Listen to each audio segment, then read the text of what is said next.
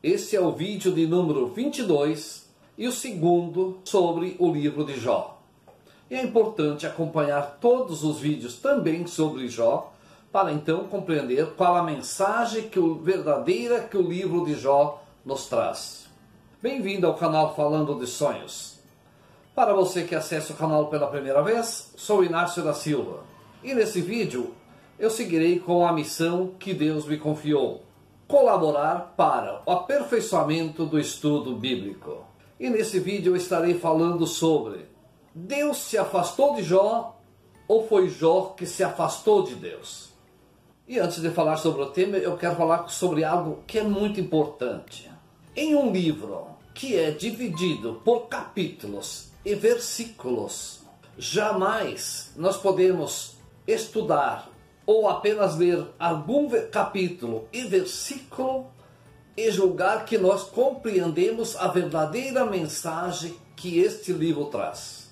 Neste livro, que é dividido por capítulo e versículos, nós precisamos estudar desde o capítulo 1 até o último capítulo para então nós entendermos a verdadeira mensagem.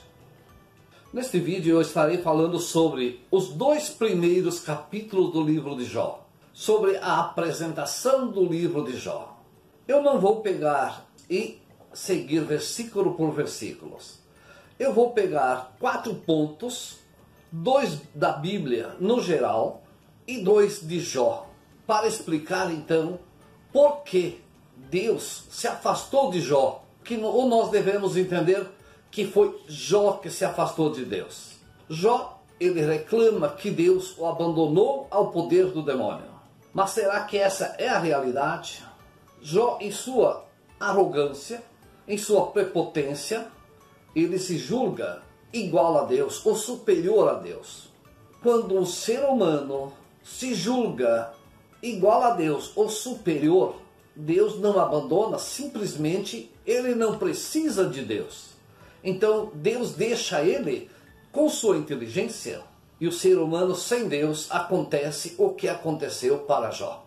No livro de Tiago, no capítulo 1, versículo 13 a 15, nós vamos entender que Deus não tenta, Deus não põe à prova. Eu vou ler na íntegra o que está escrito no livro de Tiago, capítulo 1, versículo 13 a 15. Ninguém, quando for tentado, diga: é Deus que me tenta. Deus é inacessível ao mal e não tenta a ninguém. Cada um é tentado pela sua própria concupiscência, que o atrai e alicia. A concupiscência, depois de conceber, dá à luz o pecado, e o pecado, uma vez consumado, gera a morte. Então, nesse livro de Tiago está explicado: Deus não tenta, Deus não faz teste com ninguém. Aquilo que Jó fala, que Deus se afastou dele e deixou ao poder do demônio simplesmente para pô-lo a teste, não é real, isso não é verdadeiro. E o segundo ponto que eu vou apresentar sobre a Bíblia, sobre o que a Bíblia nos fala, sobre aquele que faz o que Jó fez: confrontar Deus, desafiar Deus para um desafio frente a frente. No livro de Isaías, capítulo 45, versículo de 9 a 11, Deus diz: não desafie a Deus, não confronte-se com Deus, pois a partir do momento em que você se julgar igual a Deus, no mesmo nível de inteligência de Deus, ou se julgar superior a Deus, aquilo que você conseguiu foi você, sua inteligência, Deus vai mostrar para você, vai se afastar de você. Você está se julgando, por que Deus vai criar um atrito? Ele vai se afastar de você e você então não terá poder para combater os males que vêm justamente pela sua maneira de pensar. No livro de Isaías, no capítulo 45, versículo de 9 a 11, ele fala: para não desafiar Deus, ai daquele que discute com Deus, ai daquele que discute com quem o formou, vaso entre os vasilhames da terra. Acaso diz a argila ao oleiro, que fazes? Acaso diz a obra ao operário, és incompetente? Ai daquele que ouça dizer a seu pai, por que me geraste? E a sua mãe, por que me concebeste?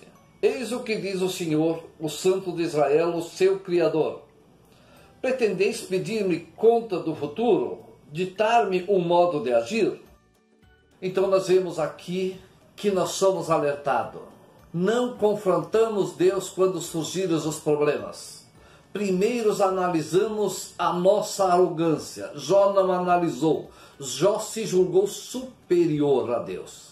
Ele se julgou superior, capaz de, em um debate, ele vencer Deus. E então Deus simplesmente deixou Jó agir por sua conta própria. Deus não liberou para o demônio agir contra Jó. É a maneira de agir de Jó que fez com que os males caíssem sobre ele.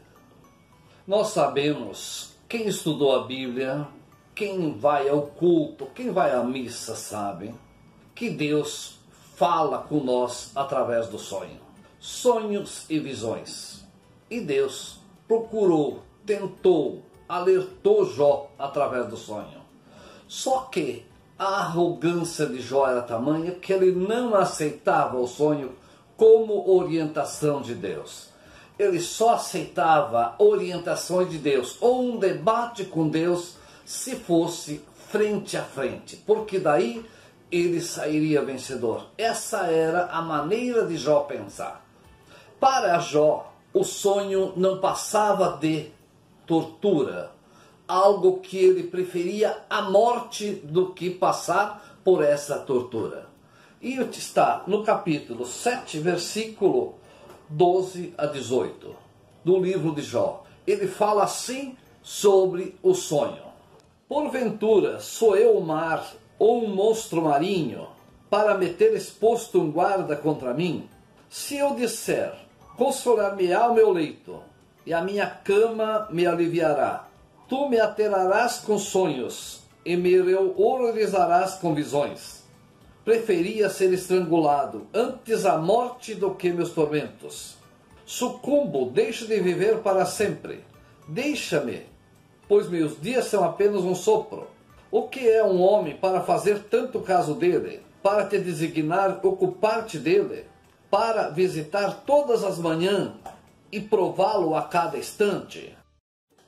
Nesses versículos do livro de Jó, nós temos nítido o que Jó pensava de Deus e o sonho ou as visões, que é a maneira com que Deus fala com que cada um de nós todo o dia, orientando e alertando.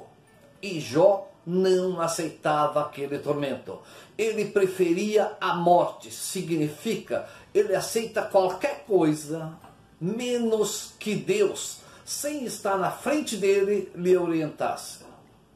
Preste atenção nesses dois versículos, capítulo 31, versículo 35 a 37. Preste bem atenção o que Jó fala sobre Deus. Ou se eu tivesse alguém para me ouvir, eis a minha assinatura, que o Todo-Poderoso me responda, que o meu adversário escreva também um memorial. Será que eu não o poria sobre os meus ombros e não cingiria a minha fronte com ele como de uma coroa? Daria conta de todos os meus passos e me apresentaria diante dele altivo como um príncipe. Aqui é muito pesado o que Jó fala sobre Deus. Ele chama de adversário, ele pede para Deus também dar por escrito o seu memorial, que ele também vai dar. Ele, se for se apresentar na frente de Deus, ele terá muitos argumentos para vencer Deus, que ele chama de adversário. Ele coroaria sua fronte como de um príncipe. Significa que Jó se julga tão superior a Deus, que no debate, frente a frente, ele coroaria sua inteligência com a vitória sobre Deus, e eles estaria altivo como um príncipe. Em Lucas, no capítulo 14, versículo 11, diz assim: porque todo aquele que se exaltar será humilhado, e todo aquele que se humilhar será exaltado. E isso é 100% com o que aconteceu para Jó. Jó se exaltou, se engrandeceu, se assemelhou a Deus, e ele então foi humilhado. Não é que Deus abandonou Jó ao poder do demônio. Simplesmente Deus deixou Jó então tomar conta de sua vida, como ele pedia. Deixou ele a seu próprio bel prazer, aquilo que se julgava superior a Deus, então faça a sua vida. Leve sua vida do seu jeito, e sem Deus acontece justamente o que aconteceu para Jó. Quando Deus fala de Jó, de sua retidão, Deus não está elogiando Jó, não está concordando com a visão de Jó.